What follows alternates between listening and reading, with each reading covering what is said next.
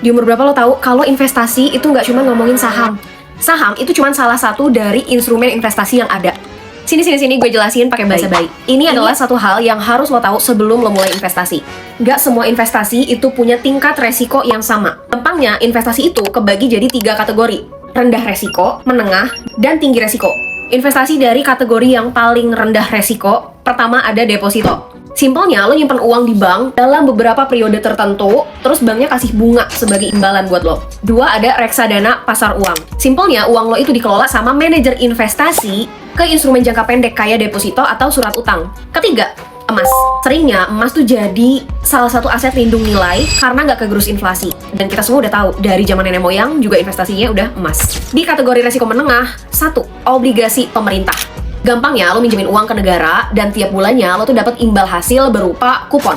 2. Reksadana pendapatan tetap. Ini mayoritas dananya dikelola sama manajer investasi dan ditaruh di obligasi biasanya. 3. ETF Index. Simpelnya, ini tuh satu produk yang isinya kumpulan saham sekaligus. Jadi resikonya lebih tersebar. Nah, di kategori resiko tinggi, pertama, itu ada saham. Simpelnya, lo punya sebagian kepemilikan dari sebuah perusahaan. Cukup fluktuatif dan lo harus ngerti ilmunya. Ada analisa fundamental dan ada analisa teknikal. Jadi nggak cuma beli karena ikut-ikutan aja.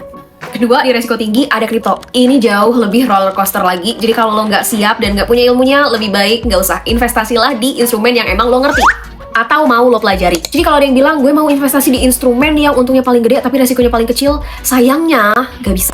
Dalam investasi itu high risk, high return.